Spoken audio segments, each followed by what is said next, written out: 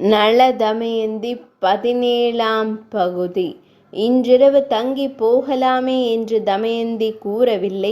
ஆனால் அவளது பார்வையின் பொருள் நளனுக்கு அவ்வாறு இருந்ததால் அவனும் மக்களுடன் தங்கலாமே என எண்ணி அவர்களிடம் ஒப்புதல் அளித்தான்.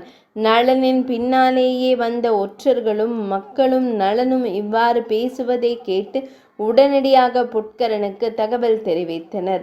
சற்று நேரத்தில் முரசு ஒலித்தது. நிடத நாட்டு மக்களே, நளன் இந்த நாட்டின் ஆட்சி உரிமையை இழந்து விட்டார். அவருக்கு யாராவது அடைக்கலம் அளித்தாலோ அவருடன் பேசினாலோ அந்த இடத்திலேயே கொல்லப்படுவார்கள். இனி உங்கள் அரசர் புட்கரன் தான். அவரிடும் சட்ட திட்டங்களுக்கு நீங்கள் கட்டுப்பட்டாக வேண்டும். மீறுபவர்கள் மரண கயிற்றில் உங்களை நீங்களே மாட்டிக்கொள்ள தயாரானதாக அர்த்தம். இது அரசர் புட்கரனின் உத்தரவு என்று முரசு அறைவோன் சத்தமாக முழங்கினான். நளன் தனது நிலை குறித்து வருந்தினான். சூதாட்டம் என்ற கொடிய விளையாட்டில் இறங்கி நாட்டை இழந்தோம். ஏதுமறியா அபலை பெண்ணான இந்த தமயந்தியின் கால்கள் பஞ்சு மெத்தையையும் மலர் பாதையையும் சிவப்பு கம்பளத்தையும் தவிர வேறு எதிலும் நடந்தறியாதவை. இப்போது அவளை கல்லும் முள்ளும் மண்ணும் குவிந்த பாதையில் நடக்க வைத்து புண்படுத்துகிறோமே. இப்போது ஊரில் கூட இருக்க இயலாத நிலை வந்துவிட்டதே. தனக்கு ஆதரவளிப்பவர்களையும் கொல்வேன் என புட்கரன் மிரட்டுகிறானே. தன்னால் தமயந்தியின் வாழ்வு இருளானது போதாதென்று இந்த அப்பாவி ஜனங்களின் உயிரும் போக வேண்டுமா? ஐயோ, இதற்கு காரணம் இந்த சூதல்லவா என்று தனக்குள் புலம்பினான். சூதாடுபவர் மட்டுமல்ல, அவர் மனைவி மக்களும் நடுத்தெருவிற்கு வந்து விடுவார்கள். மானம் போகும், ஏன் உயிரே கூட போகும். நள தமயந்திக்கு 2 செல்ல பிள்ளைகள் பிறந்தார்கள் அல்லவா? அந்த மகளையும் மகனையும் அழைத்து கொண்டு அவர்கள் நாட்டை விட்டு வெளியேறினர். ஊர் மக்கள் கண்ணீர் விட்டு கதறினர். ஒரு துக்க வீட்டில் இறந்தவரின் உறவினர்கள் எப்படி சோகத்துடன் இருப்பார்களோ அந்த அளவிற்கு துயரமடைந்தனர் மக்கள். இதையெல்லாம் விட மேலாக பால் குடி மறவாத பச்சிளம் குழந்தைகள் போல அன்று தங்கள் தாயிடம் பால் குடிக்க மறுத்து சோர்ந்திருந்தன.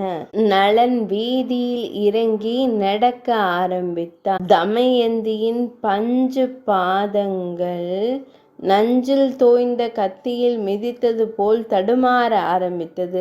குழந்தைகளின் பிஞ்சு பாதங்களோ இதையும் விட அதிகமாக தள்ளாடின. அம்மா, அப்பா என அவர்கள் அழுதபடியே நடந்தனர். இந்த இடத்தில் ஒன்றை நாம் உணர்ந்து கொள்ள வேண்டும். நமக்கு என்னதான் ஆண்டவன் வசதியான வாழ்க்கையை கொடுத்திருந்தாலும் குழந்தைகளுக்கு கஷ்ட நஷ்டத்தை பற்றிய அறிவையும் ஊட்டி வளர்க்க வேண்டும். வாழ்க்கையில் எல்லோருக்கும் எப்போதாவது ஏற்ற இறக்கம் வரலாம்.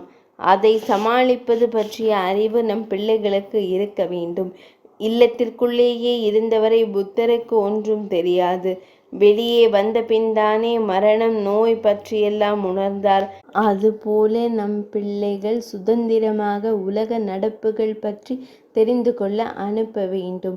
நளனின் பிள்ளைகள் அரச வீட்டு பிள்ளைகள். அவர்களுக்கு தெருமுனை எப்படி இருக்கும் என்று கூட தெரியாது. அப்படிப்பட்ட பிள்ளைகள் இன்று தெருவில் சிரமத்துடன் நடந்தனர். நீண்ட தூரம் நடந்து நாட்டின் எல்லையை அவர்கள் கடந்து விட்டார்கள். எங்கே போக வேண்டும் என்று நளனுக்கு புரியவில்லை. குழந்தைகள் மிகவும் தளர்ந்து விட்டார்கள். தமயந்தியோ பல்லை கடித்து கொண்டு நடந்தாள். அப்பா, நாம் எங்கே போகிறோம்? கடக்க வேண்டிய தூரம் முடிந்து விட்டதா? இன்னும் போக வேண்டுமா என்று அழுதபடியே கேட்டாள் மகள்.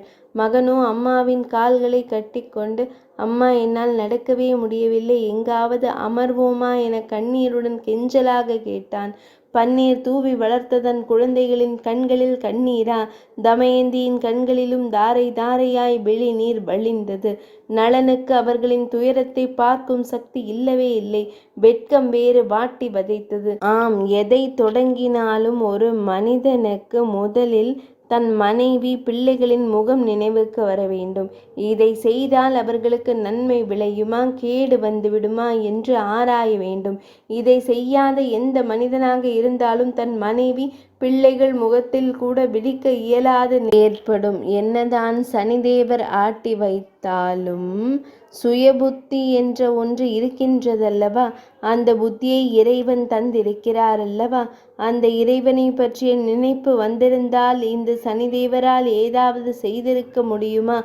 காலம் கடந்த பின் நலன் வருந்துகிறான். வரும் முன்னர் தன்னை பாதுகாத்து கொள்ளாதவனின் வாழ்க்கை எரிந்துதானே போகும். நலன் தமயந்தியிடம், அன்பே, இனியும் பிள்ளைகள் கதறுவதை என்னால் தாங்க முடியாது. அதனால் நீ பிள்ளைகளுடன் உன் தந்தை இல்லத்திற்கு செல் என்றாள். இது கேட்டு தமயந்தி அதிர்ந்து விட்டாள். 17ஆம் பகுதி நிறைவடைந்தது.